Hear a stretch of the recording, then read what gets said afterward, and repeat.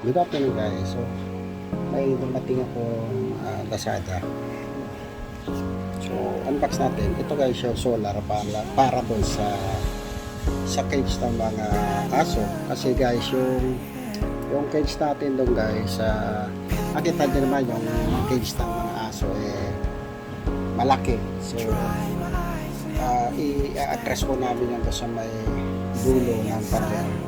So, hindi na po maglalatag ng electrical doon.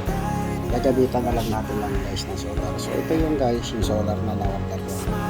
So, ayan guys, i-unbox natin. Ayan. Buksan na natin guys. Ayan. Para makita natin kung anong itsura ng solar. Nakakalimutan ko guys kung ilang watts yung in-order ko. Pero dito naman sa specs makikita yan guys. So ayan, sandali na po.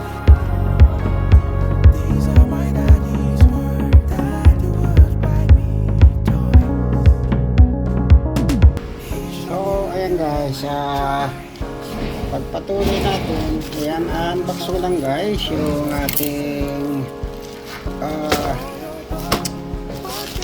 package. So ayan, tipitin natin yung kasi maraming tape. So yun, maganda yung packaging niya, meron parang anti-basag, anti-dito, ganda nilagyan. So 5 star yan sa akin, si seller. Tapos ito yung ito natin is composed na 2 boxes. So buksan natin. Kaya ganito guys ang pagkakagawa nito, repack, kasi tinas siguro nila ito. So ayan. Ayan guys, yan yung ilaw niya.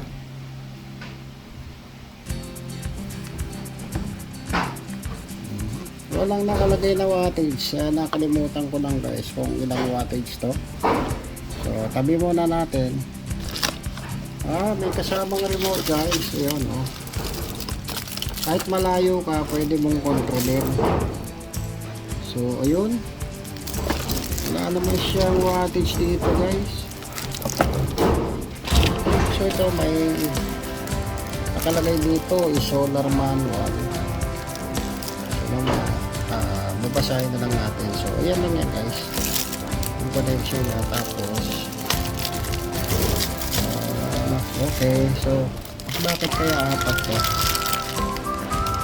Ay, tatlo pala. So maraming tornilyo. Yan. May tox. Okay, may libreng tox na guys. Ito apat pala, apat na battery guys yung kasama. So may mga tox ayan para siguro ikabit doon sa bubong para hindi malaglag. Tingnan natin kung bakit kung apat nga ito. So dalawa lang, may spare siya, no? So spare yung dalawa lang guys yung lagayan dito. Siguro yung dalawa spare. So may spare tayo na binigay si seller. So ayan guys, binubuksan na natin para ikabit. So yung may spring yan yung negative. So makita nyo guys, yan yung may spring. Teka,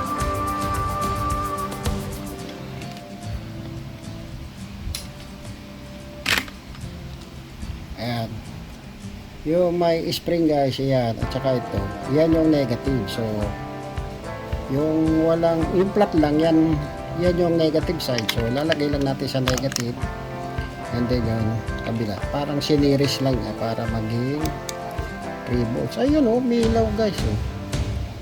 Okay, so ibig sabihin may charge na to guys. Ayan Ang order ko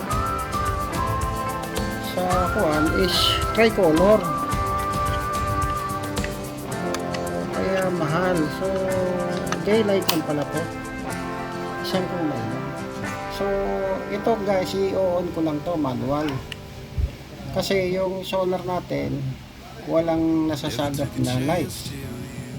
So, yan lang guys yung kanya. Ngayon, ito, para mas tumipid, ito guys, oh, may selection ng kung gusto mo nakabukas yung ilaw, 3 hours, 5 hours. 3 hours, 5 hours, tsaka 8 hours, o kaya auto. Pwede yung set ng auto para pagdating ng maliwanag na isa siyang mamamatay. Ito naman yung parang ito saselect yan kung palalakasin o hindi. Ayan, mahina, diba guys? So yan yung pinakamahina niya, ito yung pinakamalakas. So ano to? Yun, tricolor nga guys. Ito pala ang pindutan sa gitna, kaya pala mahal. So ayan guys, oh yan, daylight, ito yung warm. Yan, nagdilaw. Ito yung parang cool niya, cool light. Ayan. Ayan yung daylight ulit. So, ito yung off. Off natin. Yan. So, yun, very good. May charge siya. Ito yung panel niya, solar.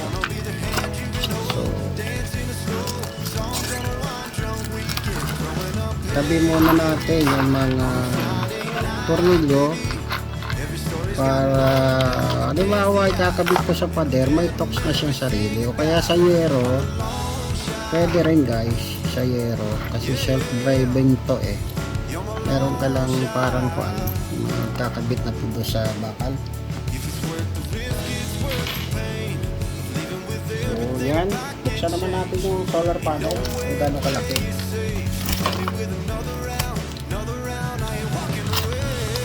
Ayan guys, binubuksan lang natin. Ayun, ito pala. Ayun, no?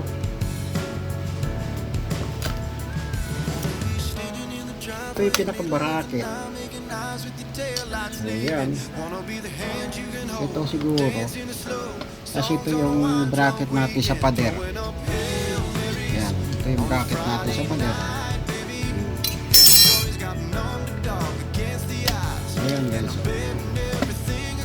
ito yung kanyang panel.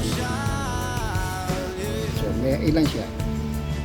1, 2, 3, 4, 5, 6. So 12 yan guys, 12 na panel ng solar. Ayun, walang nakalagay dito ko ilang watts. Ayun. So ay nabubuksan dito, ba't kaya? Ano kaya ang purpose nito?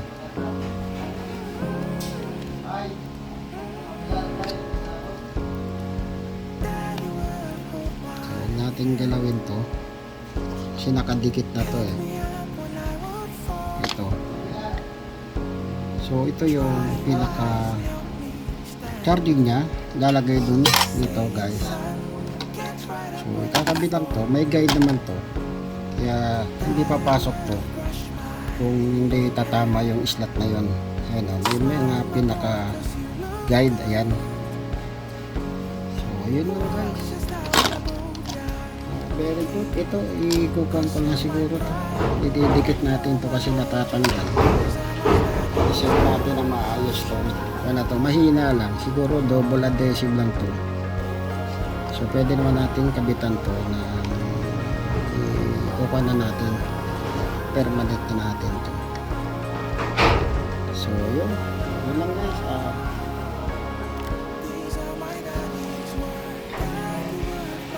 So guys, yun hanggang dito na lang po na po at siguro papakabit natin yan na lang sa anak ko. Madali lang naman yan.